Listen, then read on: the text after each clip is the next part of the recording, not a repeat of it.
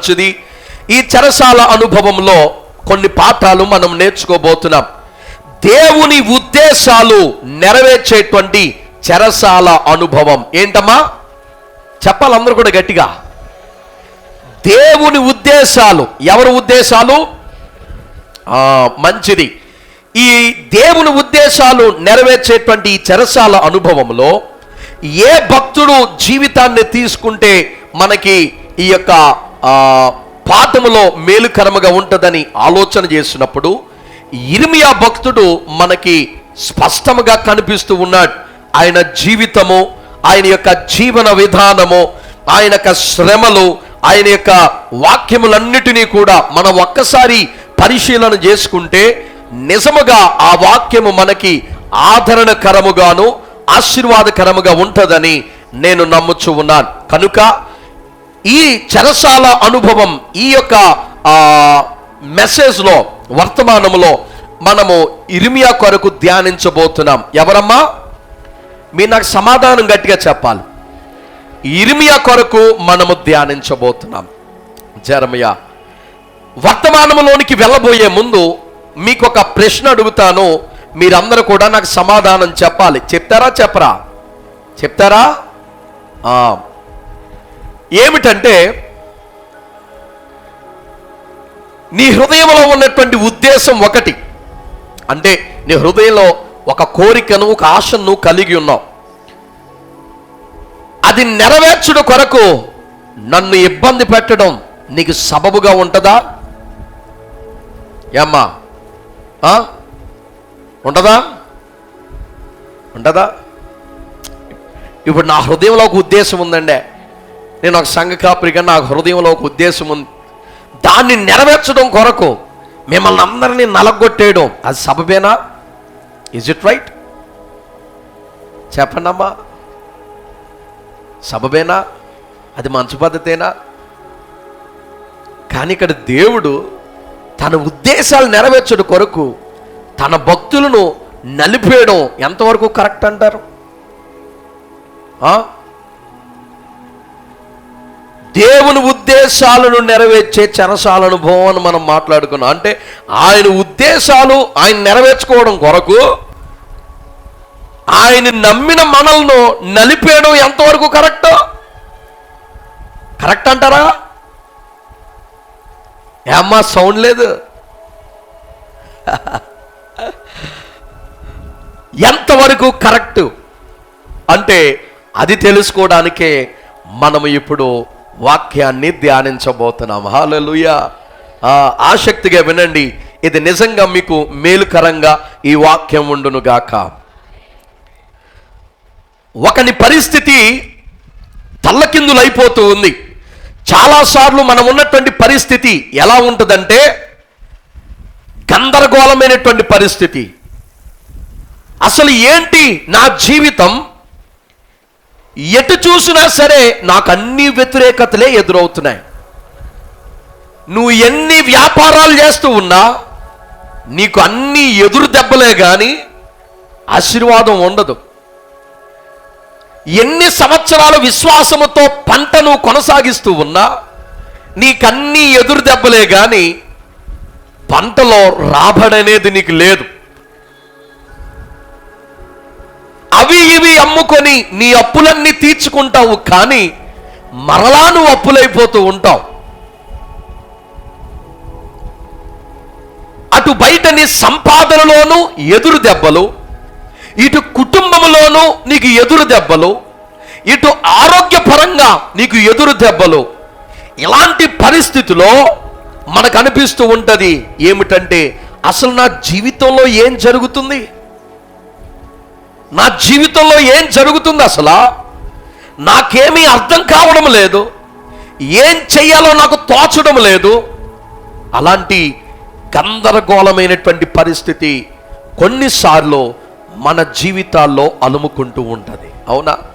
ఎటు చూసినా మార్గం కనపడదు, ఎటు చూసినా సహాయము మనకి రాదు. ఆ సమయంలో గందరగోళమైనటువంటి పరిస్థితిలో మనము నలిగిపోయి ఉంటాం. మనము నమ్మినటువంటి దేవుడు ఆశ్చర్యమైనటువంటి ఉన్నతమైనటువంటి కార్యాలు చేసేవాడు. హల్లెలూయా. ఆయన ఎంతో గొప్ప కార్యాలు చేస్తాడు. నువ్వు ఆలోచించినటువంటి విధముగా ఆయన కార్యాలు చేయడు. ఎందుకని అంటే యెషయా గ్రంథంలో ఒక చక్కటి మాట ఉంది. అదొకసారి మనం చదువుకొని వాక్యంలో మనం ముందుకు వెళ్దాం. చూడండి, యెషయా గ్రంథం 55వ అధ్యాయము 8-9 వచనాలు. 55వ అధ్యాయం. అమ్మ చదువమ్మా. నా తలంపులు మీ తలంపులు వంటివి కాదు, మీ త్రోవలు నా త్రోవలు వంటివి కాదు. ఇదే యెహోవా వాక్కు. ఆకాశములు భూమి పైన ఎంత ఎత్తుగా ఉన్నవో మీ మార్గములు కంటే నా మార్గములు, మీ తలంపుల కంటే నా తలంపులు అంత ఎత్తుగా ఉన్నవి. హల్లెలూయా. అమ్మా, నలిగిపోయి కష్టతరమైనటువంటి పరిస్థితుల్లో ఈ అన్ని లోకస్తులకు కాదు, చక్కగా దేవుని మందిరములో ప్రతి ఆదివారము తప్పకుండా వచ్చి దేవుని సన్నిధానములో భక్తిపూర్వకంగా సాగిపోయేటువంటి వారికి, దేవుణ్ణి విడువకుండా నమ్మకముగా వెంబడించేటువంటి వారికి శ్రమలు కలిగినప్పుడు, శోధనలు కలిగినప్పుడు, వారి చుట్టూ గందరగోళము ఏర్పడినప్పుడు వారు అనుకుంటూ ఉంటారు, ఏంటి నా జీవితం, ఏమీ అర్థం కావడం లేదు, నా పరిస్థితిలో నాకు ఏ విధంగానో సహాయం చేయాలో దేవుడికి కూడా ఆలోచన లేదా? దేవుడు అంటున్నాడు, నీ ఆలోచనలు నా ఆలోచన కంటువంటివి కాదురా బాబు.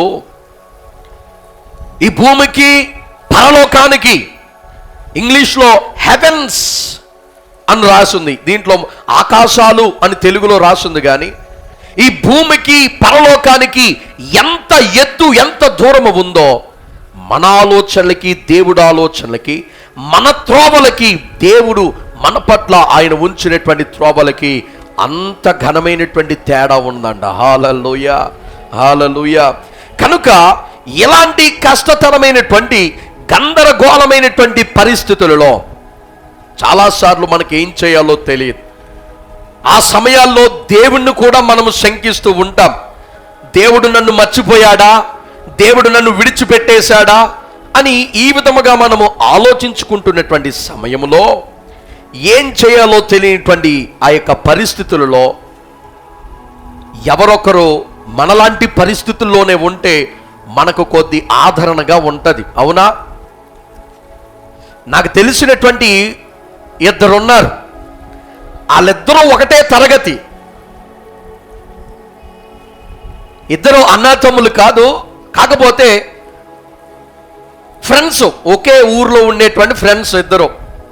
ఇద్దరు ఒకటే తరగతి, ఒకటే బెంచ్, ఒకటే క్లాసు.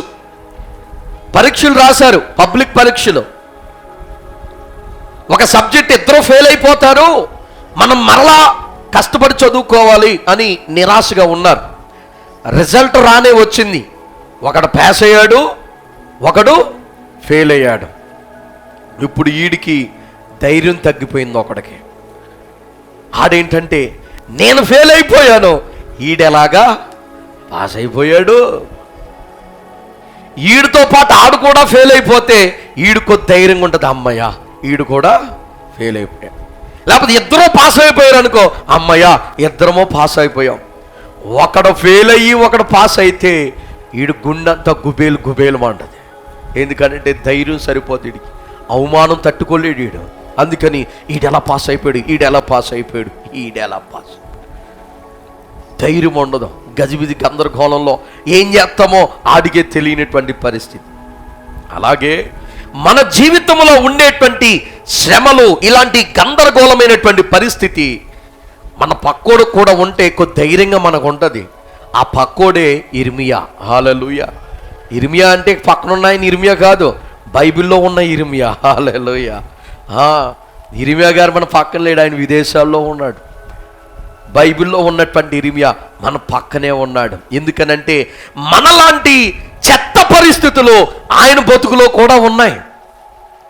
మనలాంటి గందరగోళమైనటువంటి పరిస్థితి, ఆయన జీవితంలో కూడా ఉంది. ఇప్పుడు మనకి ధైర్యంగా ఉండొచ్చు. అసలు ఆయన జీవితంలో ఎలాంటి గందరగోళమైనటువంటి పరిస్థితులు, ఎలాంటి చెరసాల అనుభవం గుండా ఆయన నడిపించబడుతున్నాడో మనము ఫస్ట్ పాయింట్లో చూద్దాం. ఈ వారం మొదటి పాయింట్ మనం ధ్యానించి ముగించుకుందాం. చూడండి, మొదటి పాయింట్ ఏమిటంటే, ఈ చెరసాల అయోమయము కలిగించేటువంటి ప్రదేశం. ఈ చెరసాల అయోమయం కలిగించేటువంటి ప్రదేశం. ఎలాంటి అయోమయం, గందరగోళం జరుగుద్దో ఇప్పుడు మనము వాక్యంలో నుండి చూద్దాం. జీవితంలో పరిస్థితులు గందరగోళంగా మార్చబడడం అంటే దానికి నిలువెత్తు నిదర్శన ఇర్మియా ప్రవక్త. జీవితంలో గందరగోళమైనటువంటి పరిస్థితులు ఈ విధముగా ఉంటాయి అని ఒక ఉదాహరణగా తీసుకొనడానికి ఇర్మియా జీవితం ఒక నిలువెత్తు ఉదాహరణ. అదేమిటో మనము ఒకదాని తర్వాత ఒకటి ధ్యానించుకుంటూ వెళ్దాం. ఆయన జీవితంలో ఉన్నటువంటి మొట్టమొదటి చెరసాల అనుభవం లేక గందరగోళమైనటువంటి పరిస్థితి ఏమిటంటే, ఆయన కుటుంబ ప్రేమను కోల్పోయాడంట. ఏం కోల్పోయాడమ్మా? చెప్పాలందరూ కూడా. ఇర్మియా ప్రవక్త జీవితంలో మొట్టమొదటి చెరసాల అనుభవం లేక మొట్టమొదటి గందరగోళమైనటువంటి పరిస్థితి ఏమిటో తెలుసా? కుటుంబ ప్రేమను కోల్పోవుట. కుటుంబ ప్రేమను కోల్పోయాడు. కుటుంబ జీవితాన్ని కోల్పోయాడు. ఎందుకు కోల్పోయాడు? ఎలా కోల్పోయాడు అంటే, ఒకరోజు దేవుడు స్వరము ఇర్మియాకి వినబడుతుంది. ఇర్మియా! అయ్య బాబోయ్ ప్రభా, చెప్పు ప్రభా, ఏ వాక్కుని తీసుకొచ్చావు ఈరోజు? ఏం లేదు ఇర్మియా, నువ్వు పెళ్లి చేసుకోకూడదు, అదే నేను నీ నుండి కోరుకుంటున్నాను అన్నాడు దేవుడు. ఏమన్నాడు? అమ్మా ఇర్మియాని దేవుడు అన్నాడు, నువ్వు పెళ్లి చేసుకోకూడదు, నువ్వు కుమారులు కానీ కుమార్తెలు కానీ ఈ స్థలమందు నువ్వు కనడానికి వీల్లేదు, నువ్వు వివాహము చేసుకోవడానికి వీల్లేదు, బ్రహ్మచారిగా ఉండిపోవాలన్నాడు దేవుడు. నాకు తెలిసి ఈ మన యొక్క ఎవరు ఇర్మియా అప్పటి వరకు నేను మంచి కుటుంబముగా ఏర్పడాలి, నాకు ఒక భార్య ఒక బిడ్డలు, చక్కగా మంచి కుటుంబముతో ప్రేమగా దైవికమైనటువంటి వాతావరణంలో ఇక్కడ ఉన్నటువంటి కుటుంబాలన్నిటికీ ఒక ఆదర్శమైనటువంటి దంపతుల్లాగా, ఆదర్శకరమైన కుటుంబము పిల్లల్లాగా మేము బ్రతకాలి అని గొప్ప గొప్ప ఆలోచనలు పెట్టుకున్నాడేమో. మరి దేవుడు ఒకేసారి ఒక్క మాటతో అవన్నీ కూడా ఆవిరి చేసేసాడు. దేవుడు అన్నాడు, ఇర్మియా నువ్వు పెళ్లి చేసుకోకూడదయ్యా, పిల్లల్ని కుమారుని కుమార్తెను కనడానికి ఈ ప్రదేశంలో వీల్లేదు. దేవుడు ఆ మాట మనతో చెప్తే మీరు ఆగుతారా? అమ్మా మనం ఉంటామా? ఇప్పుడు దేవుడు ప్రత్యక్షమే, ఇదిగో సహోదరుడా, మనకు ఆల్రెడీ అయిపోయిందిలే, అవలేని వాళ్ళతో దేవుడు మాట్లాడాడు అనుకో, వాళ్ళు అనుకుంటారు అలా అంటే మేము ఆగమండి. అదే దేవుడు మనతో చెప్పాడు అనుకో, హ్యాపీగా పెళ్ళి కుటుంబ బాధ్యతలన్నీ తీర్చుకుని పక్క వెళ్ళిపోతాం. అవునా? ఇప్పుడు ఇర్మియాని దేవుడు అంటున్నాడు, ఇర్మియా నువ్వు పెళ్లి చేసుకోవడానికి వీల్లేదు, కుమారులు కుమార్తెలు కనడానికి వీల్లేదు. ఎందుకు దేవుడు ఎప్పుడైనా ఒక కష్టంలో మనల్ని నడిపించాడంటే, ఒక శ్రమ గుండా మనల్ని నడిపించాడంటే వెనకాల ఆయన ఉద్దేశము ఏదో ఉన్నతమైనటువంటి ఉద్దేశం. దేవుని ఉద్దేశం సాదాసేదైన మనలాంటి ఉద్దేశాలు కాదు. ప్రభు ఉద్దేశాలు ఎప్పుడు కూడా ఉన్నతమైనవి. హల్లెలూయా! ఆ ఉన్నతమైనటువంటి రీజన్ ఏమిటో ఈ యొక్క వాక్యంలో ఒక్కసారి మనం చూద్దాం. చూడండి, ఒక్కసారి మనము ఇర్మియా గ్రంథంలోనికి వెళ్ళి, ఇర్మియా గ్రంథం 16వ అధ్యాయము 2వ వచనాన్ని ఒకసారి మనం చూద్దాం. ఈ స్థలమందు నీకు కుమారులైనను కుమార్తెలైనను పుట్టకుండునట్లు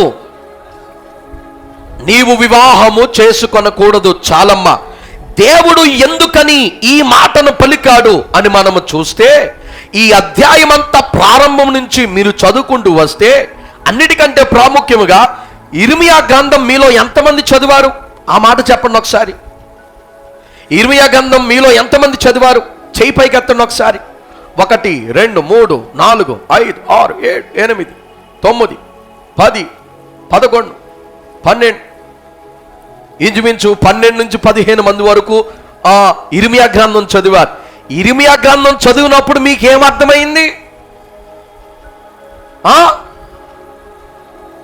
ఇర్మియా గ్రంథం చదివినప్పుడు మీకేమర్థమైందమ్మా? ఇర్మియా గ్రంథంలో మనం చదివినప్పుడు అక్కడ గ్రంథంలో ఏం రాయబడి ఉందంటే, దేవుని యొక్క శాపము ఎంత దారుణంగా ఉంటుందో ఇర్మియా గ్రంథంలో మనం చూస్తాం. దేవుని కోపము రగిలితే కొట్టేటువంటి దెబ్బ ఎంత స్ట్రాంగ్గా ఉంటుందో ఇర్మియా గ్రంథంలో మనం చూస్తూ ఉంటాం. దేవుడు వారికి చెప్పేటువంటి మాటలు అనగా ఇర్మియాతో పలికేటువంటి మాటలు ఎంత దారుణంగా ఉంటాయంటే, ఇసుక రేణువుల వలె ఈ దేశములో అనగా ఇశ్రాయేలు ప్రజలు, యూదా దేశం, అది యూదా దేశములో ఇసుక రేణువుల వలె భర్తలు కోల్పోయినటువంటి వెధవరాండ్రులు ఉంటారని చెప్పాడు దేవుడు. అంత మాత్రమే కాదు, పట్ట పగలు యవనస్తురాలైనటువంటి వెధవరాండ్రులను పాడు చేసేటువంటి వారు, దోచుకునేటువంటి వారు బయలుదేరతారని దేవుడు చెప్పాడు. ఇంకా మనము ఆ వాక్యంలో చదువుకుంటూ వెళ్తూ ఉంటే, దేవుడు కోపం వస్తే, ఆయన శాపానికి గురవుతే ఎంత దారుణంగా ఉంటుందో ఇర్మియా గ్రంథం చదివితే మన వెన్నులో వణుకు పుట్టడం ఖాయం. మనసు పెట్టి ఇర్మియా గ్రంథం చదివితే ఒక తప్పు చేయడానికి, ఒక పాపం చేయడానికి మనకు చాలా భయమేస్తూ ఉంటుంది. దేవుని వాక్యానికి విరుద్ధముగా ఏ పని చేయాలన్నా మన హృదయము అంత ధైర్యం చేయదు, సాహసం చేయదు.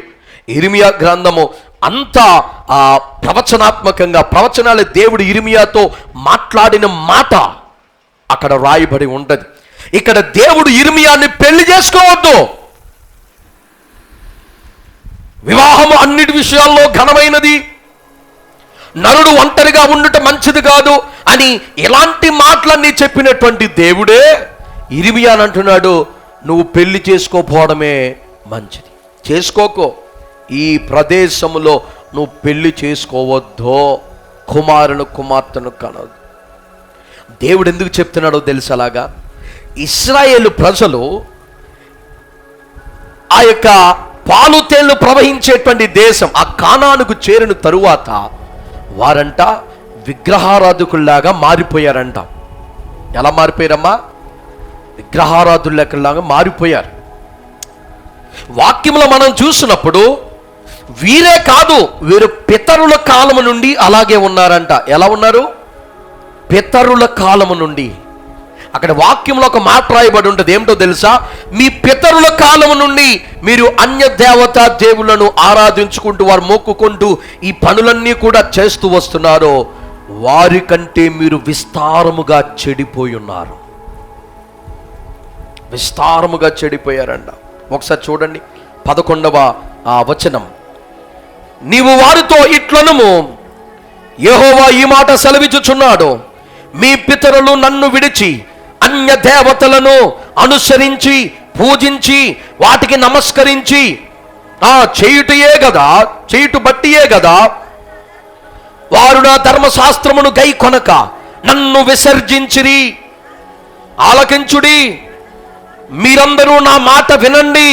వినకుండా కఠినమైన మీ దుష్ట హృదయ కాఠిన్యము చొప్పున నడుచుకొనుచున్నారు.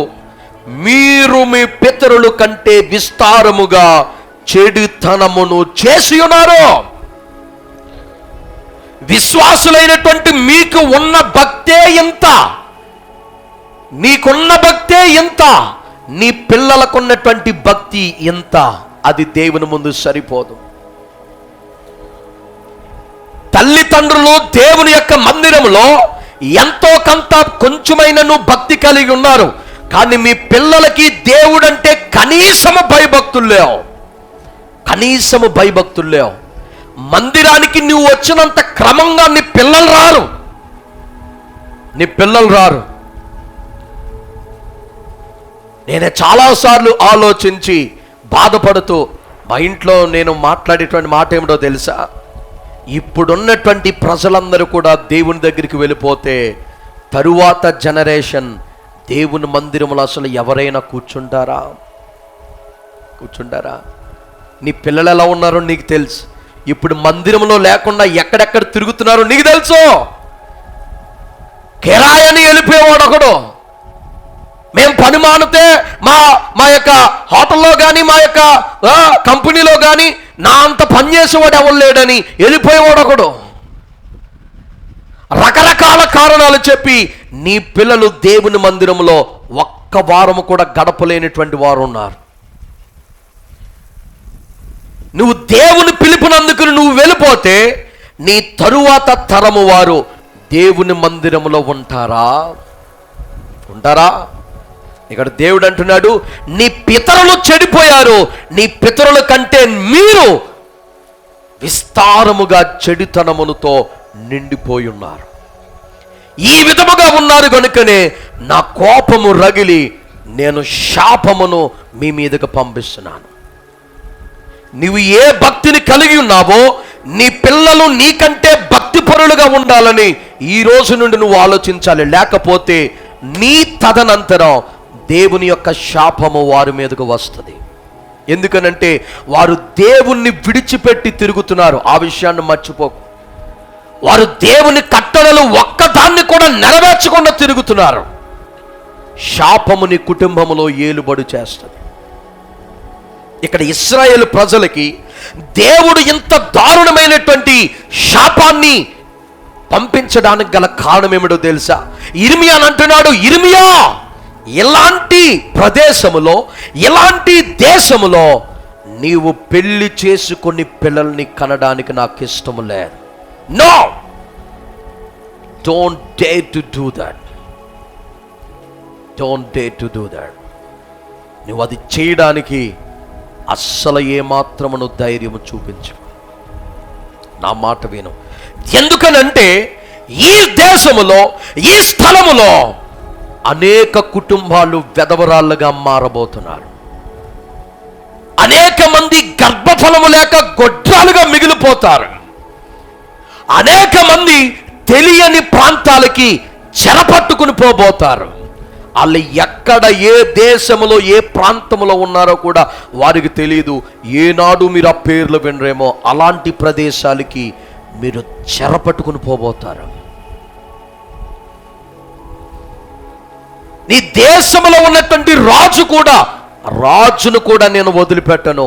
వాడు కూడా చెరలో పోయి వాడు కూడా బందీఖానాల్లో బంధించబడతాడు. దేవుని మందిరము కాలి బూడిదైపోతే ఉన్నటువంటి ఈ యొక్క ప్రదేశం అంతా కూడా ఒక శ్మశానములాగా మారిపోతే రాబోయేటువంటి కాలంలో, ఎందుకనంటే మీ పితరుల కంటే నువ్వు బొత్తిగా చెడిపోయావు. ఎన్నటికీ దేవుడు అంగీకరించినటువంటి ఒకే ఒక్క మాట అదేంటో తెలుసా? విగ్రహారాధన. విగ్రహారాధన జోలికి వెళ్తే దేవుడు విడిచిపెట్టేవాడు కాదు. బైబిల్ గ్రంథంలో చరిత్రను మనం చూసుకుంటూ వెళుతూ ఉంటే విగ్రహారాధన చేసిన వారికి నామరూపాలు లేకుండా దేవుడు కఠినమైనటువంటి శిక్షను పొంది. ఇప్పుడు దేవుడు చెప్పినటువంటి ఈ మాటలన్నీ కూడా, అమ్మో దేవుడంత కుల్లోడా, ఎంత కఠినమైనోడా, ఎంత కనీస హృదయం లేదా, అంత దారుణమా, అందరినీ గొడ్రల్లాగా చేస్తాడా? ఇసుక రేణువులు అంటే ఆ దేశంలో ఉన్నటువంటి స్త్రీలు భర్తలు ఉన్నటువంటి వాడు ఒక్కడు కూడా ఉండడం. ఎంత కఠినమైన శాపము దేవుడే స్వయంగా పలకడానికి కారణం ఏమిటంటే విగ్రహారాధన. ఎక్కడ పడితే అక్కడికి వెళ్ళిపోయేవారు జాగ్రత్తగా ఉండో. దేవుడు కోపము రగలక ముందే దేవుని పాదాలను పట్టుకో. నీ కుటుంబము శాపగ్రస్తమైనటువంటి కుటుంబం అయిపోదు. జాగ్రత్త.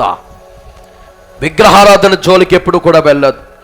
విగ్రహార్పితమైనటువంటి వాటిని ఏనాడు కూడా తినేటువంటి ప్రయత్నం చేయకు.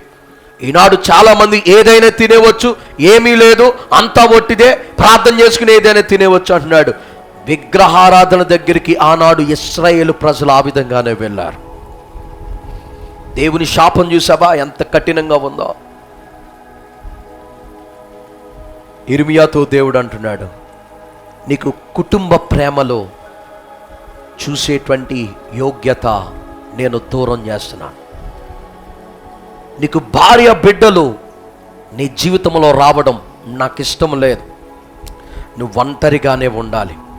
ఇది కఠినమైనటువంటి పరిస్థితి, చెరసాల అనుభవము యిర్మీయా జీవితంలో. దాని వెనుక దేవుని యొక్క బలమైన ఉద్దేశము ఉన్నది. హల్లెలూయా. ఇప్పుడు రెండో కష్టమైనటువంటి పరిస్థితి యిర్మీయా ఏ యొక్క అనుభవం గుండా వెళుతున్నాడో ఒక్కసారి మనం చూద్దాం. రెండోది కూడా చూడండి. రెండోది ఏమిటంటే ఆయనంట స్నేహాలకు, అంటే ఫ్రెండ్షిప్, స్నేహాలకు అంత మాత్రమే కాకుండా ఎంకరేజ్ చేసేటువంటి వారు, ఎంకరేజ్మెంట్ అనగా ప్రోత్సహించేవారు, భుజము తట్టి ఒక్కరైనా ధైర్యం చెప్పేవారు ఆయన దగ్గర లేరంట. ధైర్యం చెప్పేవారు కానీ, భుజము తట్టి ముందుకు నడిపించేవారు కానీ, తనతో పాటు మంచిగా మాట్లాడి స్నేహం చేసేవారు కానీ ఆ ప్రాంతంలో ఒక్కరు కూడా లేక ఏకాక అయిపోయాడంట. ఎవరు? యిర్మీయా. యిర్మీయా ఎందుకో ఆ విషయం కూడా మనం చూద్దాం. చూడండి, యిర్మీయా గ్రంథం 15వ అధ్యాయానికి మనం వెళ్దాం. 15వ అధ్యాయము 10వ వచనంలోనికి మనం వెళ్దాం. అయ్యో అయ్యో నాకు శ్రమ, నా తల్లి ఆ జగడమాడువాడుగాను ఆ దేశస్తులందరితో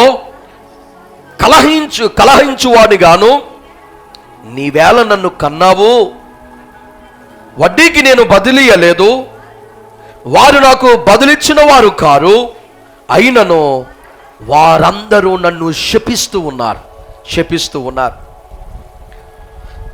ప్రాంతంలో ఉన్న వారందరూ కూడా, దేశంలో ఉన్న వారందరూ కూడా ఈ యొక్క యిర్మీయాను చూసి శపిస్తూ ఉన్నారంట.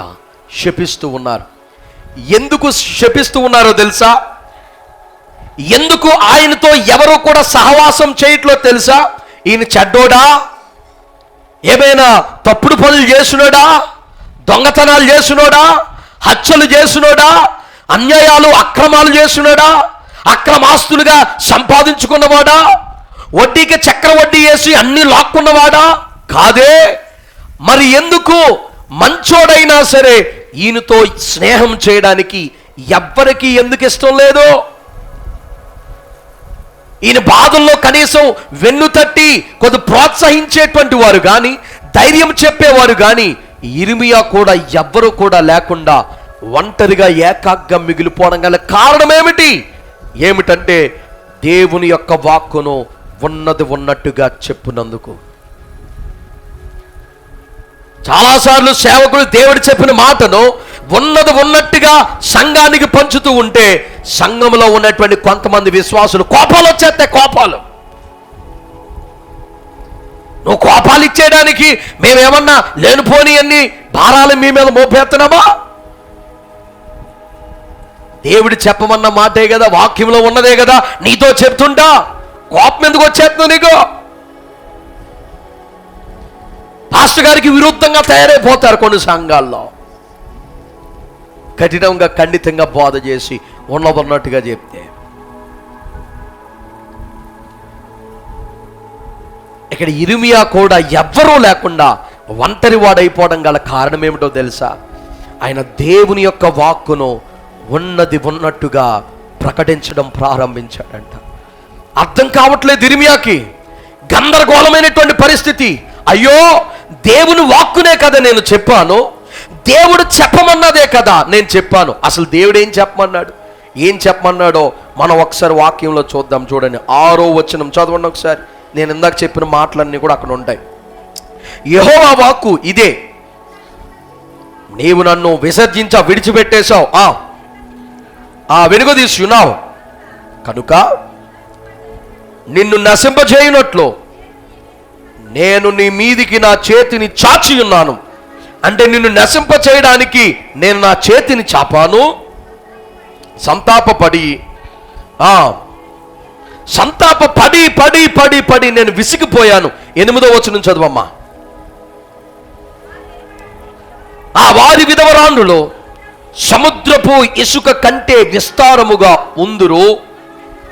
మధ్యాహ్న కాలమున ఆ యవనుల తల్లిని మీదకి దోచుకుని వారిని నేను రప్పింతును, పరితాపమును భయములను అకస్మాత్తుగా వారి మీదకి రాజేతును. చాలమ్మా, ఇదిగో ఇలాంటివన్నీ కూడా ప్రకటించమని చెప్పాడు దేవుడు. ఎవరికి? ఇప్పుడు నేను రోడ్డు మీదకి వచ్చానండి, రోడ్డు మీదకు వచ్చి ఒక మైక్ పట్టుకుని సువార్త చెప్తాం కదా ఊరూరు తిరిగి, అలాగే మైక్ పట్టుకుని ఇదిగో గుమ్మలూరు ప్రాంతమా, దేవుడు నిన్ను నాశనం చేయబోతున్నాడు, దేవుడు ఇక్కడ అనేక మందికి, ఇంక దీంట్లో ఉన్నాయి చెప్పాలంటే నాకు భయం వేస్తుంది. ఎందుకు వచ్చిన బాధ? అంత కఠినంగా ఉన్నాయి. ఇసుక రేణువుల వలె ఆనాడు ఇశ్రాయేలు ప్రజలకు దేవుడు చెప్తున్నాడు. గుమ్మలూరు కాదు సుమా, నేను వాక్యంలో ఉన్నది చెప్తాను. ఇశ్రాయేలు ప్రజలకి దేవుడు ఈ యొక్క యూదా జాతి వారికి దేవుడు ఏం చెప్పమన్నాడంటే, ఇదిగో మీ కుటుంబాల్లో చాలా మంది విధవరాన్నులు అయిపోతారు, అనేక మంది బలాత్కారం చేయబడతారు, అనేక మంది అత్యాచారాలు చేయబడతారు, మీరు చెరపట్టుకుని పోబోతారు, ఆశీర్వాదం మీకు ఉండదు, మీ పిల్లలు గొడ్రాళ్ళు అయిపోతారు, పిల్లలు మీకు పుట్టరు. ఇది చెప్పమన్నాడు దేవుడు. రోడ్డంట తిరిగి ఇలా చెప్తే ఆడ నూరుకుంటాడా? కానీ దేవుడు ఇర్మియాని చెప్పమన్నాడు. ఆ ఉన్నది ఉన్నట్టుగా చెప్తూ ఉంటే ఎవ్వరికి నచ్చలేదు. వారందరూ కూడా నువ్వే నాశనం అయిపోతావు అని లేనిపోయిన శాపాలన్నీ కూడా ఎవరి మీదకి? ఇర్మియా మీదకి పెడుతున్నారు. ఇర్మియాకి ఏం అర్థం కాలేదు. అయ్యా నేనేమో తప్పు చేశాను, అందరితో గొడవలు, ఒక చోట కూర్చుని బాధపడుతున్నాడు. ఏమనంటే, నేను కలహాలు జగడములాంటి గొడవలు పడ్డానికేనా నా తల్లి నన్ను కన్నది? దేశస్తులందరితోటి నేను విరుద్ధమైపోవడానికైనా, గొడవలు పెట్టుకొని విడిపోవడానికైనా, అందరి చేత శాపనార్థాలు పడ్డానికైనా నా తల్లి నన్ను కన్నది అని ఎంతో భారభరితమైనటువంటి హృదయంతో బాధపడుతున్నాడు ఇర్మియా. గందరగోళమైనటువంటి పరిస్థితి. 41వ కీర్తనలో ఉంటది. కీర్తనకారుడు అంటాడు, నేను సహాయము చేసినటువంటి వారు తిరిగి నాకు కీడును తలపెడుతున్నారు, నా నాశనాన్ని కోరుకుంటున్నారు అంటాడు కీర్తనకారుడు. ఎందుకో అర్థం కాదు. మనం బాగా ప్రేమించినటువంటి ఈ యొక్క సహోదరి సహోదరులే మనం చూసి కుళ్ళిపోతూ వారం లేకుండా ఉంటారు. ఎందుకో అర్థం కాదు. సొంత విశ్వాసులే పాస్టర్ గారు పడిపోయి నాశనం అయిపోతే చూద్దామని 1000 కళ్ళేసుకుని చూస్తూ ఉంటారు. ఆ విషయాలు తెలిసినప్పుడు ఎందుకు ఇలా ఉన్నారు వాళ్ళకి మనం ఏం చేసాం అర్థం కాదు. ఏం జరుగుతుంది, ఏం ఆలోచిస్తున్నారు, ఎందుకని ఈ విధంగా ఆలోచించి ఈ విధంగా ఉన్నారు, పరిస్థితులు ఏమీ అర్థం కాదు. ఇర్మియా అలాంటి పరిస్థితిలోనే ఉన్నాడు. దేవుని వాక్కును ప్రకటిస్తున్నాడు. ప్రజలందరికీ రాబోయేటువంటి శ్రమ గురించి, దేవుని కోపాగ్ని గురించి చెప్తూ ఉన్నాడు. దేవుడు ఎంత బాధపడుతున్నాడు, ఇలా చెప్పమన్నాడు అని చెప్తే అందరూ తిరిగి ఆయనతో స్నేహం చేయకుండా ఒంటరి వాడిని చేసేసి దూరం పెట్టేసి ఎవరు మాట్లాడకుండా అతను ఏడుస్తూ, నా తల్లి ఎందుకు కనదయ్యా, నేను ఎంత బాధపడ్డం దేనికని ఎంతో కుమిలిపోతుంటే వెన్ను తట్టి ధైర్యము చెప్పి ఓదార్చేవాడు ఒక్కడు కూడా లేడంట ఇర్మియాకి. ఈ చెరసాల అనుభవం అంతా కూడా దేనికి? వెనకాల దేవుని ఘనమైనటువంటి ఉద్దేశం ఉన్నది. హల్లెలూయా, హల్లెలూయా. ఇర్మియా మనకంటే ఘోరమైనటువంటి పరిస్థితిని పొందాడు. అమ్మా, ఇర్మియా శ్రమలతో పోలిస్తే నీ శ్రమలు చాలా చిన్నవే, ఏం కంగారు పడకు. మనకంటే దరిద్రమైన బతుకునోడు ఒకడు ఉన్నాడు. మనకి ధైర్యం తెచ్చుకో. ఆయన ఆ సమయంలో కూడా విశ్వాసాన్ని ఏమాత్రము కూడా కోల్పోలేదు. హల్లెలూయా. దేవుని యొక్క ఉద్దేశము నెరవేర్చబడుట కొరకు ఇర్మియా ప్రవక్త ఏం చేశాడో తెలుసా? ఎంత శ్రమలు వచ్చినా దేవుని మాట మాత్రం విడిచిపెట్టలేదంట. హల్లెలూయా, హల్లెలూయా. మరొక విషయం ఉంది చూడండి. మరొకటి, ఈయనకి కుటుంబ ప్రేమలు, కుటుంబ ఆ యొక్క వ్యవస్థను దూరం అయిపోయాడు, కోల్పోయాడు మొట్టమొదటిగా. రెండవదిగా స్నేహితులను, స్నేహాన్ని, అలాగే కొద్ది ప్రోత్సహించేవారు, వెన్ను తట్టి ధైర్యం చెప్పేవాడు ఒక్కడు కూడా లేకుండా ఒంటరైపోయి అన్నిటికీ దూరం అయిపోయాడు. మూడవది ఏంటో తెలుసా? అంతటికీ సరిపోదన్నట్టు తనకున్నటువంటి స్వతంత్రాన్ని కోల్పోయాడు. అంటే ఏంటో తెలుసా? అతన్ని తీసుకువెళ్ళి జైల్లో పడేశారు. ఎందుకు? ఈ విధంగా సువార్త ప్రకటిస్తున్నాడని. చూడండి, ఇర్మియా గ్రంథము 32వ అధ్యాయం, 32వ అధ్యాయం, ఇర్మియా 32 2వ వచనం. ఆ కాలమున బబులోను రాజు దండు యెరూషలేమునకు ముట్టడి వేయుచుండగా సిద్కియా ఇర్మియాతో ఇలాగ చెప్పాడు, తప్పించుకొనక. అమ్మా, ఇంత మాత్రమే కాదు, ఈయన ఏమని ప్రకటిస్తున్నాడో తెలుసా? ఇదిగో ప్రజలందరూ కూడా వినండి, వింటున్నారా? ఏంటో తెలుసా? ఈ యొక్క యూదయ రాజు ఉన్నాడు కదా, సిద్కియా. ఈ సిద్కియా రాజు కూడా తప్పించుకోలేడు. సింహాసనం కూలిపోతే ఈ రాజును కూడా చెరలో పట్టుకొని బబులోను వారు తీసుకుని వెళ్ళిపోతారు. ఈడు కూడా విడిచిపెట్టబడ్డం, గొప్ప నాశనం ఈ దేశానికి పొంచి ఉందని చెప్పకనే అన్ని కూడా చెప్తూ ఉన్నాడు. అలా చెప్తే రాజు ఊరుకుంటాడా? అమ్మా, ఇప్పుడు మన గ్రామంలో ప్రెసిడెంట్ ఉన్నాడు అనుకోండి, అయ్యబాబు ఎవరు ఉన్నారు ఇక్కడ? ప్రెసిడెంట్ నెంబర్ ఎవరు ఉన్నారనుకో, కొన్ని పరిస్థితులు ఏమైనా సరిగ్గా జరగకపోతే మనం రోడ్డు మీద తిరుగుతూ, ఇదిగో వీళ్ళు సరిగ్గా చేయడం లేదు కనుక వచ్చే సంవత్సరాలు పడిపోతారు, వీళ్ళు కృంగిపోతారు అని చెప్పేసి నేను ఇంకా మాట్లాడకూడదు. ఆ మాటలన్నీ కూడా మనం అనుకుంటూ ప్రచారం చేసుకుంటూ తిరుగుతున్నాం అనుకో, వాళ్ళు ఊరుకుంటారా? చెప్పండి అమ్మా, ఊరుకోరు. ఏం చేస్తారు? తీసుకెళ్ళి జైల్లో పడేస్తారు. వీడు మా మీదే ఇలా అంటున్నాడు, అందరినీ కూడా మా మీదకి వ్యతిరేకంగా రెచ్చగొడుతున్నాడు, ప్రభుత్వ వ్యతిరేకి, మళ్ళీ నానా మాటలు అని చెప్పేసి నన్ను తీసుకెళ్ళి లోపలాడేస్తారు. ఇప్పుడు హిజ్కియా బాధ ఎలా ఉందంటే, దేవుడు మొత్తం ఇరకాటంలో పెట్టేసినట్టుగా ఉంది ఈ యొక్క ఇర్మియా యొక్క ఆ పరిస్థితి. రాజుకు కూడా దేవుడు, ప్రజలకు మాత్రమే కాదు రాజుకు కూడా ఈ మాట చెప్పని దేవుడు అంటున్నాడు. ఏమని చెప్పాడండి? ఇదిగో సిద్కియా, నీ సింహాసనం కూలిపోద్ది, నీవు కూడా పడిపోతా. నువ్వు ఎన్ని దేశాల మీద యుద్ధం చేసినా ఒక్క యుద్ధం కూడా గెలవు. ఎందుకంటే అప్పుడు బబులోను మీద మాట్లాడితే కయ్యం పెట్టుకోవడానికి సిద్ధమయ్యేవాడు సిద్కియా. ఇప్పుడు ఇజ్రాయెల్ దేశం మీదకి అరబ్ దేశాలు ఏదొక ప్రాబ్లం క్రియేట్ చేసి యుద్ధానికి ఏ విధంగా ప్రేరేపిస్తున్నాయో, ఎప్పుడో సంవత్సరం ముందు మొదలైంది గొడవ. ఇలా కావాలని వెళ్ళిపోయి ఏదో గొడవ రేపారు. అక్కడి నుంచి అది పెద్ద యుద్ధంగా మారిపోయి కొన్ని వేల మంది చనిపోవడానికి పెద్ద యుద్ధం అలా ఎలా జరుగుతుందో, అప్పుల్లో కూడా ఈ యోదయ దేశాన్ని పరిపాలించేటువంటి ఈ యొక్క సిద్కియా ఏం చేసేవాడంటే, బబులోను సామ్రాజ్యం మీదకి మాట్లాడితే గొడవలు పెట్టుకుని యుద్ధానికి కాలు దూవుతూ ఉండేటువంటి వాడు. ఎప్పుడెప్పుడు యుద్ధం చేద్దామని కావాలని బార్డర్లో ఉన్న సైనికుల మీద అన్యాయంగా చంపడం, అక్కడ పెద్ద గొడవ క్రియేట్ చేయడం, ఇలాంటి పనులన్నీ చేస్తూ ఉండేవాడు. అందుకని ఈయన మన ఇర్మియా ఏం చేశాడంటే, ఇదిగో నువ్వు ఎన్ని ప్లాన్లు వేసినా, ఎన్ని యుద్ధాలు చేసినా కల్దీయుల చేతిలో నుంచి నువ్వు తప్పించుకోలేవు, ఇటు బబులోని చేతిలో నుంచి తప్పించుకోలేవు. ఏ దేశం మీదకి నువ్వు దండెత్తి వెళ్ళినా నీకు అపజయము, నువ్వు ఓడిపోవడమే తప్ప జయం అనేది నీ జీవితంలో ఉండదు. నీ సింహాసనం కూలిపోవడం మాత్రమే కాదు, నువ్వు కూడా బానిసగా నువ్వు పట్టుకుని వెళ్ళి జైల్లో పడతావు అని చెప్పాడు. ఇంక రాజుకి ఇంక మండిపోయింది కింద నుంచి పైకి. ఆడన్నాడు, ఒరే నువ్వు నా మీదకే ఇలాంటి మాటలు చెప్తావని ఇర్మియాని తీసుకెళ్ళి జైల్లో పడేశాడు. కుటుంబ వ్యవస్థ లేక దూరమైపోయింది. కఠినమైన పరిస్థితి అదే అనుకుంటే, దేవుడి తరువాత ప్రజల స్నేహితులు దూరం అయిపోయారు, ఆదరించేవారు కరువైపోయారు. ఇప్పుడు ఏకంగా తనకే తన సొంత జీవితానికే స్వతంత్రం లేక జైల్లో పడిపోయి ఉన్నాడు.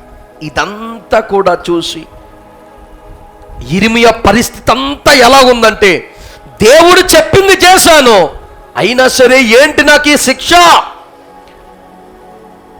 ప్రతి వారము భక్తి చేస్తున్నాను, ప్రతి ఉపవాస ప్రార్థన కూడలికి వెళుతున్నాను, దేవుణ్ణి ప్రతి ఉదయం ప్రార్థించుకునే ఇంట్లో నుంచి బయటకు వస్తున్నాను, కానీ ఏంటి నాకు ఈ శిక్ష? ఏంటి నాకు అపజయం? ఏంటి నాకు ఈ ఓటమి ప్రతిరోజు? ఏంటి నాకు ఈ దుర్భరమైనటువంటి పరిస్థితి? ఎక్కడికి వెళ్ళినా సమాధానం లేదు, ఎక్కడికి వెళ్ళినా రాణించడం లేదు. ఓటమి ఓటమి ఓటమి. అసలు నా జీవితం ఏంటో నాకు అర్థం కావడం లేదు. నీవెలా బాధపడుతున్నావో యిర్మీయా కూడా ఆ రోజు ఎదురు చూస్తూ బాధపడుతున్నాడు. కానీ ఆయనలో ఉన్నది ఒకే ఒక్క ఆ యొక్క విశ్వాసం ఏమిటంటే, దేవుని ఉద్దేశములో నాకంటే చాలా గొప్పవి, ఆయన తప్పకుండా కార్యం చేస్తాడు అనుకున్నాడు. హల్లెలూయా. వాక్యం వింటున్నటువంటి ప్రియమైన దేవుని బిడ్డలారా, ఈ లోకములో దేవుని నమ్మినటువంటి మనకు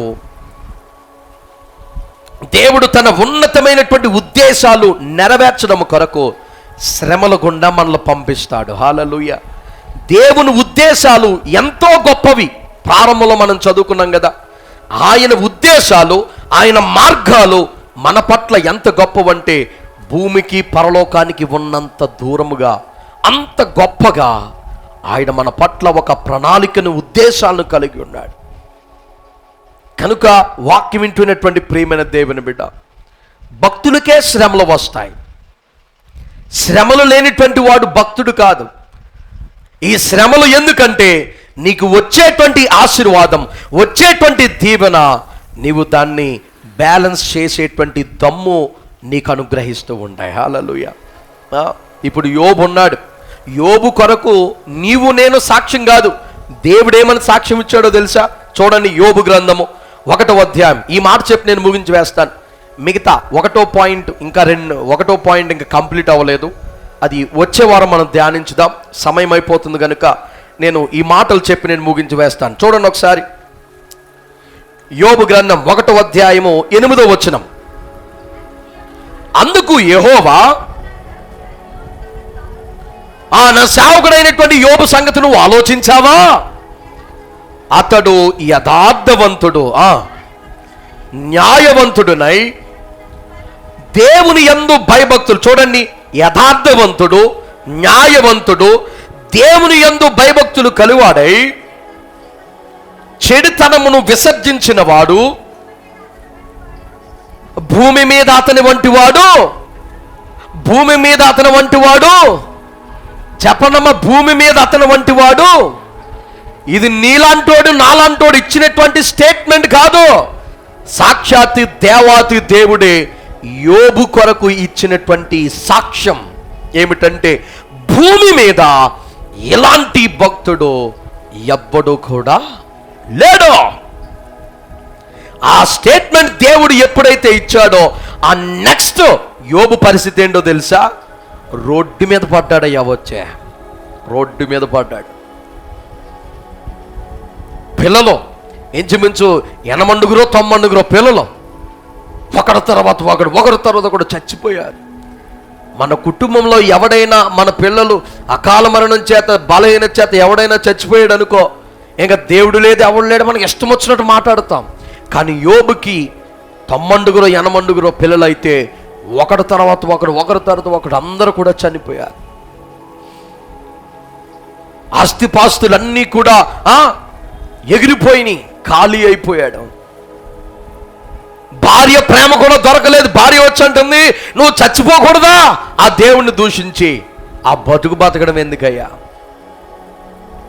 స్నేహితులు వచ్చి అంటున్నారు, వీడు మనకు తెలియకుండా ఏదో ఘోరమైన పాపం చేశాడురా, ఏదో చండాలమైనటువంటి తప్పులు చేశాడురా, అందుకనే ఈ పరిస్థితి వీడికి వచ్చిందని స్నేహితులు కూడా చేదరించుకుని వెళ్ళిపోయారు. ఒంటరివాడైపోయాడు యోబు. యిర్మీయా ఏ విధంగా ఒంటరివాడైపోయాడో, సత్యము కొరకు దేవుని వాక్కుని చెప్పినందుకు ఏ విధంగా ఒంటరివాడైపోయాడో, యోబు కూడా విశ్వాసపు పరీక్షలో ఒంటరివాడైపోయాడు. శ్రమలో, శోధనలో, రోడ్డు ప్రక్కన బూడిద పోసుకుంటూ గోక్కుంటూ ఎంతో అందవికారముగా చూసిన వాడికి నిజముగానే వీడు తప్పు చేసి ఎలాంటి శాపాన్ని అనుభవిస్తున్నాడన్న రీతికి దిగజారిపోయాడు యోబు. కానీ అటు తరువాత దేవుడు ఆయనకి ఇచ్చినటువంటి ఆశీర్వాదం ఎంతో మనందరూ కూడా తెలుసు. 2 దీవెనను, ఆశీర్వాదమును అనుగ్రహించాడు. హల్లెలూయా. అలాగే యేసుక్రీస్తు ప్రభుల వారు కూడా హెబ్రీయులకు రాసినటువంటి పత్రిక 12వ అధ్యాయం త్వరగా తీసి చదువుదాం. హెబ్రీయులకు రాసినటువంటి పత్రిక 12వ అధ్యాయము 2-3 వచనాలు. హెబ్రీ 12.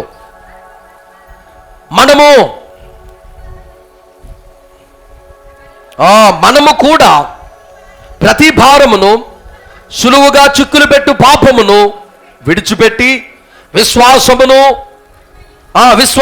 కర్తయు తాను కొనసాగించువాడును యేసు వైపు చూచుచు మన ఎదుట ఉంచబడిన పందెములో ఓపికతో పరిగెత్తుదము. ఆయన తన ఎదుట ఉంచబడిన ఆనందము కొరకై అవమానమును నిర్లక్ష్యపెట్టి ఆ శిలువను సహించి దేవుని సింహాసనం యొక్క కుడి పార్శ్వమున ఆసీనుడై ఉన్నాడు. మీరు అలసట పడకయు మీ ప్రాణములు విసుకకయు ఉండునట్లు పాపాత్ములు తమకు వ్యతిరేకముగా చేసిన తిరస్కారమంతయు ఓర్చుకొనినా ఆయనను తలంచుకొనిడి. అమ్మా, ఇక్కడ అంటున్నాడు, యేసుక్రీస్తు ప్రభుల వారు కూడా ఈ లోకములోనికి వచ్చి ఆయన ఎంతో దరిద్రతను, అవమానమును, భారమును భరించి ఆయన శిలువ పైన వేలాడాడు. ఆయనకు వచ్చినటువంటి అవమానాలన్నిటినీ ఆయన ఏం చేశాడో తెలుసా? నిర్లక్ష్య పెట్టాడంట. మనం దేవుని పని నిర్లక్ష్యం పెట్టి అవమానాలను ఎవరినేమన్నాడో అదే చూస్తూ ఉంటాం. ఎవడైనా మనం లేదని తిట్టాడనుకో, ఇంకా దేవుని పనిని, దేవుని యొక్క మాటను నిర్లక్ష్య పెట్టడం పక్కనెట్టేసి నన్ను అంత మాట అంటాడా, ఇది నన్ను అంత మాట అంటదా, ఇంకదే హైలైట్ చేస్తూ కూర్చుంటాం. కానీ యేసయ్య ఏం చేశాడో తెలుసా? తనకు వచ్చేటువంటి అవమానమును, బాధలను, నిందలను అన్నిటినీ కూడా ఆయన నిర్లక్ష్య పెట్టి తన ముందు ఉన్నటువంటి ఆనందకరమైనటువంటి తండ్రి ఎదుట ఉన్నటువంటి సింహాసనము మేరకు శ్రమలన్నీ కూడా సహించి తండ్రి కుడి పార్శ్వమున ఆసీనుడయ్యాడంట. హల్లెలూయా. రాబోయేటువంటి ఆధిక్యత కొరకు ఆయన శ్రమనంతయు కూడా సహించాడు.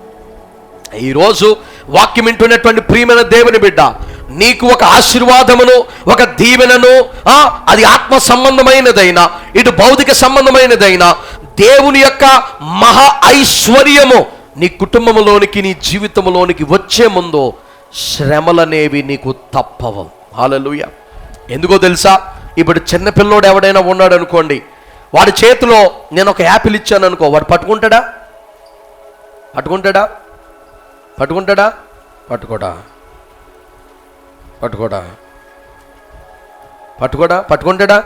చిన్నపిల్లోడికి యాపిల్ ఇచ్చాను పట్టుకుంటాడా?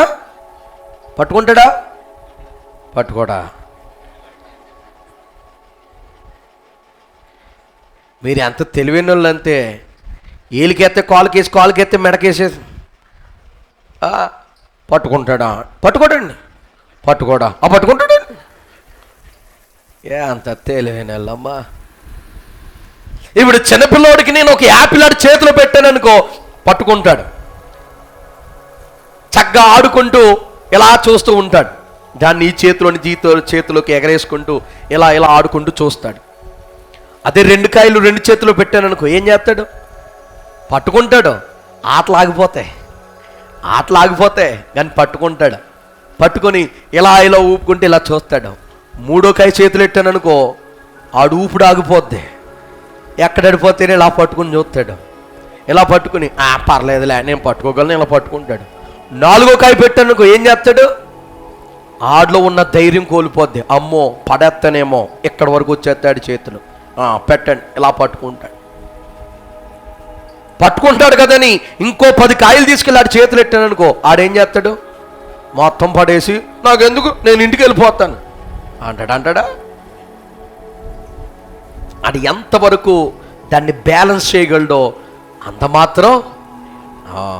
ఆడు కొద్ది పెద్దయి, వాడి చేతులు పెద్దగవి అంటే వాడు ఆరోగ్యపరంగా, వయసు, జ్ఞానపరంగా అన్ని సమస్యలు ఆరోగ్యపరంగా అన్ని ఎదుర్కొంటూ చక్కగా నాంత అయ్యాడనుకో, 10 కాయలు ఇచ్చినా సురక్షితంగా పట్టుకుంటాడు. అవునా?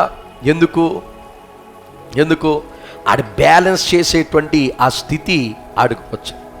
ఇప్పుడు దేవుడు, అమ్మో ఫలానా విశ్వాసం నమ్మేసింది, అందుకని వెంటనే ఇల్లు ఇచ్చేస్తాను, వెంటనే డబ్బు కోట్లు ఇచ్చేస్తాను, పొలాలు ఇచ్చేస్తాను, తలాలు ఇచ్చేస్తాను అన్నాడు అనుకో, నువ్వేం చేస్తావు? మన దగ్గర ₹1,00,000 చేతిలో కనబడితేనే ఎవడ్రా మనలా పేదే, ఎవడ్రా మనలా పేదే, ₹1,00,000కే ₹1,00,000 నీ దగ్గర తప్ప ఎవరి దగ్గర లేవు మరి. ₹1,00,000 మనకు కనపడి అనుకో, ఎవడ్రా మనలా పేద, మన దగ్గరే గెట్లో చేస్తాం. ఎక్కడ లేని మాటలన్నీ వచ్చేస్తాయి మనకి ₹1,00,000కే. అలాంటి దేవుడు తన ఐశ్వర్యంతో నింపేశాడు అనుకో, నువ్వేం చేస్తావు తెలుసా? దేవుడు ఎవడరా, నేనేరా దేవుణ్ణి. 10 మందికి పని ఇస్తున్నా, 100 మందికి జీతాలు ఇస్తున్నా, నెలకి నాకు ₹1,00,000 ఆదాయం వస్తుంది. పొలాలు నాకు లెక్కలేదు, నాకు ఎన్ని చెరువులు ఉన్నాయో నాకే తెలియదు, ఎన్ని ఎకరాలు ఉన్నాయో నాకే తెలియదు, ఎన్ని ఇల్లులు ఉన్నాయో నాకే తెలియదు, ఎన్ని స్థలాలు ఉన్నాయో నాకే తెలియదు, ఎంతమందికి జీతాలు ఇస్తాను నాకే తెలీదు. నెలకొచ్చి ₹1,00,000 నా ఖర్చులకి కరెంటు బిల్లులకి ఇసురుతూ ఉంటాను. ఎవడ్రా దేవుడు, నేనేరా గొప్ప అని కాలరెగరేసే రకాలం మనం. దేవుడిచ్చిన ఆశీర్వాదం ఎలా బ్యాలెన్స్ చేయాలో నీకు రాదు. అప్పటి వరకు దేవుడంటే ఎంత విశ్వాసంగా ఉన్నావు, నువ్వు విశ్వాసంలో పడిపోతా. అప్పటి వరకు మందిరానికి వచ్చే నువ్వు, ఏమయ్య మందిరానికి రావట్లేదు, ఏమంటే ఎందుకు మందిరం రావట్లేదు? అయ్యి బొమ్మకి ఎక్కడ కుదురుతుందండి, మా బిజినెస్ ఏంటో మీకు తెలుసు కదా, మా చెరువులు ఏంటో మీకు తెలుసు కదా, మేము ఉండకపోతే అస్సలు పని అవుదా. సరే ఖాళీ ఇమ్మని దేవుడికి ప్రార్థన చేస్తాంలే. ఏమ్మా మరి మా వాడు ఖాళీగా ఉండాలి ప్రభువా, చెరువులోను లేకపోతే పలానా బిజినెస్లో ఉద్యోగాలు, మరి పెద్ద ఉద్యోగం వచ్చేసి అన్నిట్లో బిజీ అయిపోతున్నాడు, కొద్ది ఖాళీ చేసి నీ మందిరానికి పంపించు, ప్రార్థన చేయమ్మా. అందుకనే దేవుడు మనకి ఇవ్వడం. ఈ శ్రమలు, ఈ శోధనలు, ఈ గందరగోళమైనటువంటి పరిస్థితి మనల్ని ఏం చేస్తుందో తెలుసా? ఏ పరిస్థితులు ఉన్నా దేన్ని ఎలాగ హ్యాండిల్ చేయాలో మనకి అనుభవపూర్వకంగా నేర్పిస్తుంది. హల్లెలూయా, హల్లెలూయా. అనుభవపూర్వకంగా నేర్పిస్తుంది. ఇప్పుడు నీకు ఎంత ఐశ్వర్యం దేవుడిచ్చినా, దేవుడు తన సదుపాయాలతో నేను నింపునా, మనం ఏం చేస్తామో తెలుసా? దేవునికి ఇవ్వాల్సిన సమయం, దేవునికి ఇవ్వాల్సిన గౌరవం, దేవుని సన్నిధానమునికి ఇవ్వాల్సినటువంటి సమయం అన్నిటి యందు క్రమబద్ధము కలిగి దేవుని కంటే మన వెనుకున్నటువంటి ఐశ్వర్యం ఏది కూడా పట్టించు. అప్పుడు నీవిక్కడ ఈ లోకములోనూ నీవు ఆశీర్వాదముతో వర్ధిల్లుతావు, దేవుని రాజ్యాన్ని కూడా నీవు కోల్పోవు. నీకు అన్నీ ఇచ్చేసి నువ్వు దేవుని రాజ్యం కోల్పోతే ఇంకా దేవుడు సాధించిందేముంటుంది? అందుకనే శ్రమలు, శోధనలు అనేవి భక్తి పరులకు వస్తూ ఉంటాయి. హల్లెలూయా. ఇప్పుడు ఇర్మియాకి గందరగోళమైనటువంటి పరిస్థితి ఎందుకు వచ్చిందో తెలుసా? యోబుకి గందరగోళమైనటువంటి నికృష్టమైనటువంటి పరిస్థితి ఎందుకు వచ్చిందో తెలుసా? యోబు జీవితం వల్ల ఈ ప్రపంచంలో కొన్ని కోట్లాది మంది ఆదరించబడుతున్నారు ఆయనకు వచ్చిన శ్రమల వల్ల. హల్లెలూయా, హల్లెలూయా. ఈరోజు నీవు నేను మన శ్రమల్లో మాట్లాడుకున్నప్పుడు ఉదాహరణగా తీసుకునేది ఎవరినో తెలుసా? యేసుక్రీస్తు ప్రభు తర్వాత యోబునే మనం ఉదాహరణగా తీసుకుంటాం. హల్లెలూయా. వాళ్ళకంటే గొప్పగా శ్రమ పడినోడు, దరిద్రుడైపోయిన వాడు ఈ ప్రపంచ లోకంలో ఎవడు కూడా లేడు, ఎవ్వడూ లేడు. యోబు శ్రమలు కొన్ని కోట్లాది మంది ప్రజలకి ఒక విశ్వాసంలో బలపడడానికి ఉదాహరణగా మిగిలిపోయాడు. ఇర్మియా జీవితంలో వచ్చినటువంటి శ్రమలు ఆ దేశంలో ఉన్నటువంటి ప్రజలకి దేవుని మీద ఉన్న దేవుని యొక్క ఉగ్రత ఎలా ఉంటుందో, దేవుని యందు విశ్వాసం ఉంచుట వలన ఏ విధంగా ఉంటుందో ఇర్మియా జీవితంలో నుండి దేవుడు చూపించడానికి ఇర్మియాని గందరగోళమైనటువంటి పరిస్థితిలో నిలబెట్టాడు. అదే దేవుని ఇర్మియా జీవితము పట్ల దేవునికి ఉన్నటువంటి ఉద్దేశాలు. హల్లెలూయా. కనుక మిగిలినటువంటి విషయాలు వచ్చే వారం మనం ధ్యానించుదాం. దేవుడు తన వాక్య భాగమును మన వినికిడిలో దీవించునుగాక.